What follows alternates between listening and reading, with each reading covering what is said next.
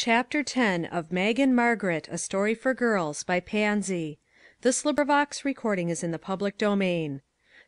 10 Surprises.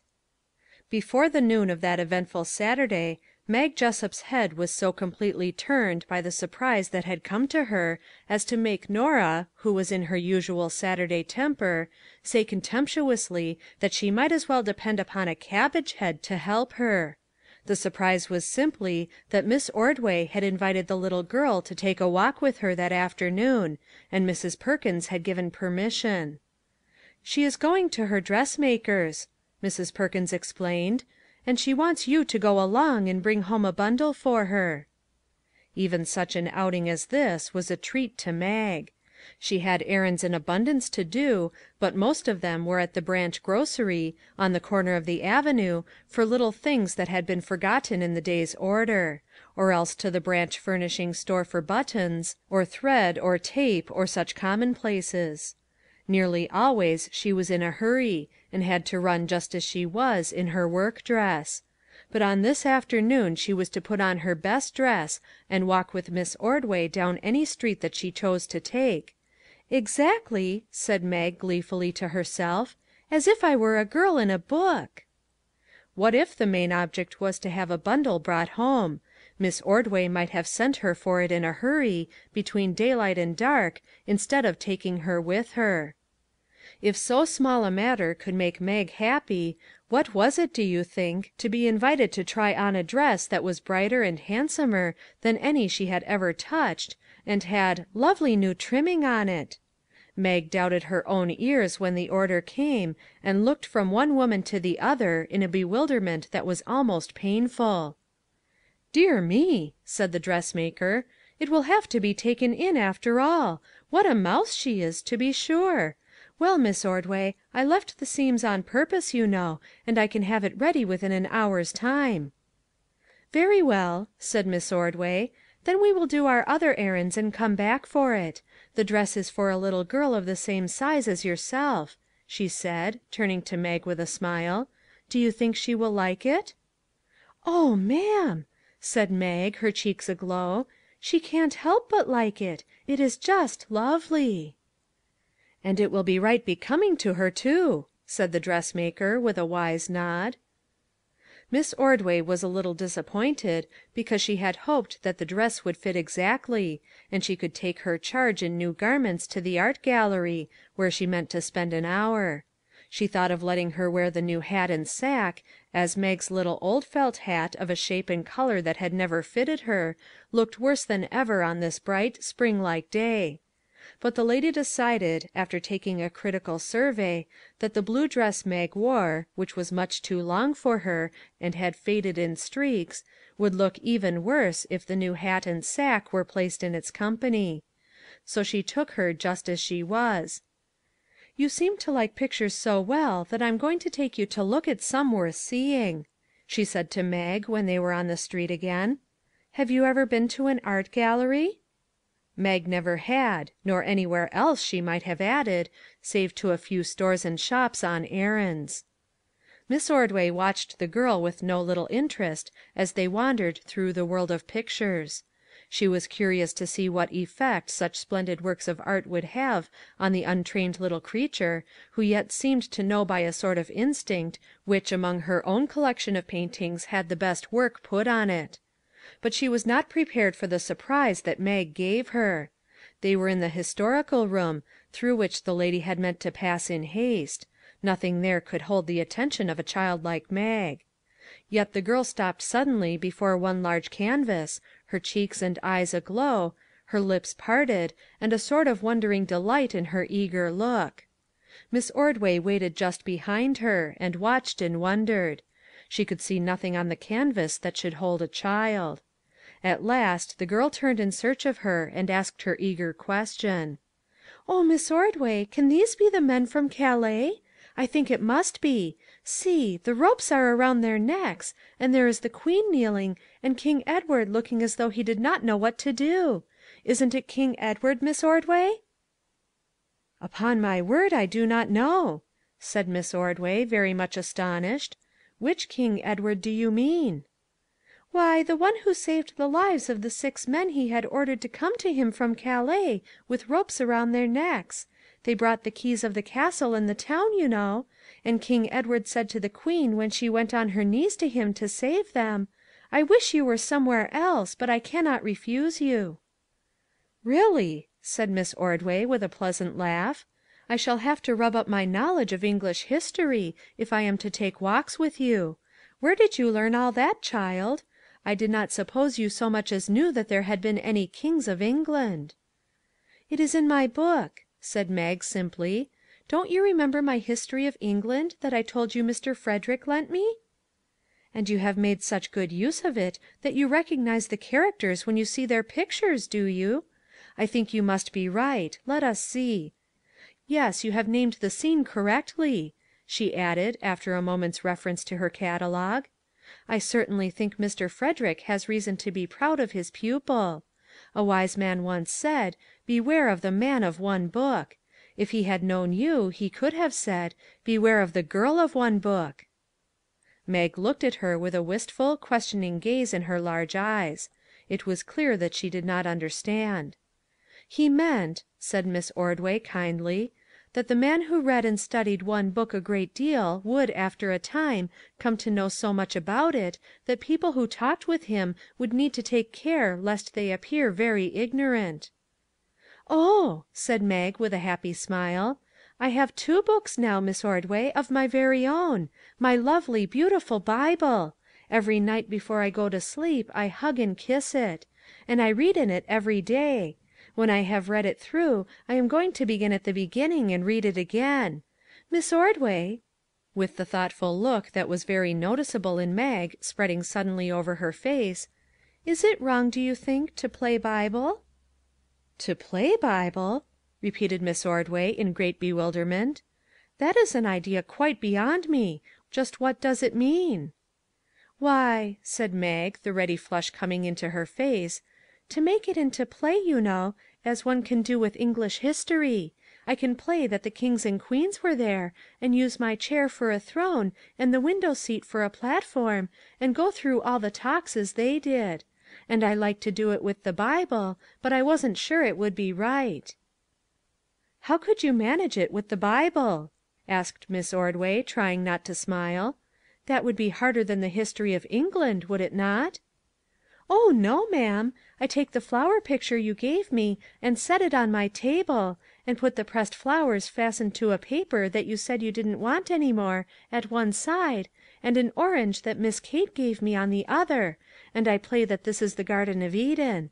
There is a picture of a man that I cut out of the paper, for Adam, and I" this with a slight hesitation, and a heightening of the pink on her cheeks "can be Eve, you know, and the orange is the tree of knowledge of good and evil." Then Miss Ordway laughed outright. She could not help it, despite the fact that poor Mag's eyes began to lose their brightness in a film of tears. The lady hastened to recover herself, and spoke quickly. "You poor lonely little mouse! No, I can not see why there should be any harm in playing it all out as much as you please. But I shouldn't think you would like to be Eve. She did such grave mischief." "Did she?"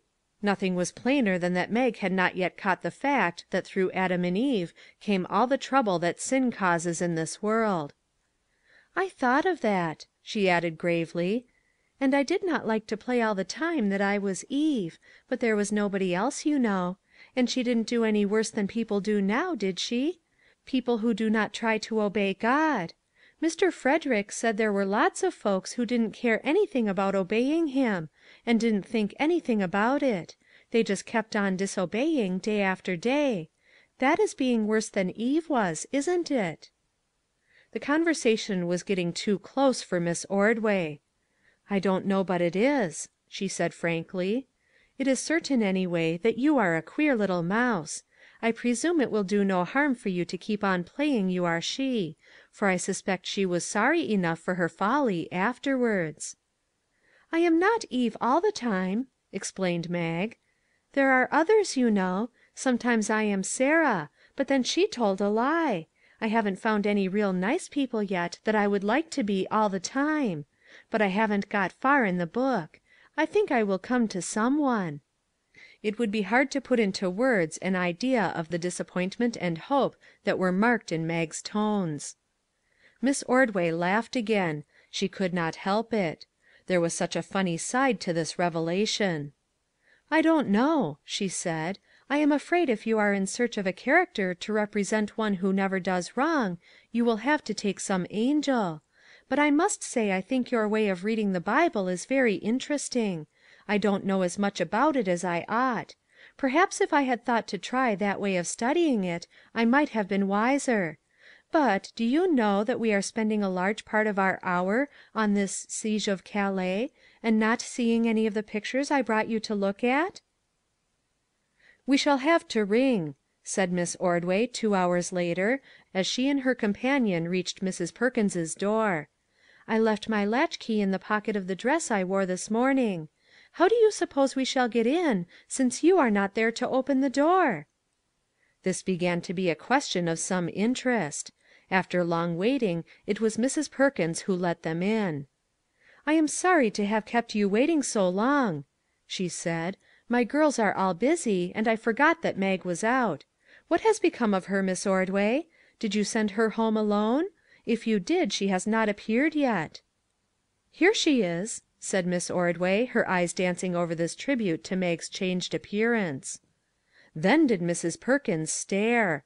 What a wonderful difference a becoming dress and hat and sack could make, to be sure! "Well, really!" she said at last, trying to recover from her amazement. "I should not have known the child if I had met her on the street. Fine feathers make fine birds; the old proverb is true enough. But I hope you will not spoil the child, Miss Ordway. She has her own living to earn, with nobody to help her, and can hardly afford to dress like that." "It is a very simple dressing," said Miss Ordway.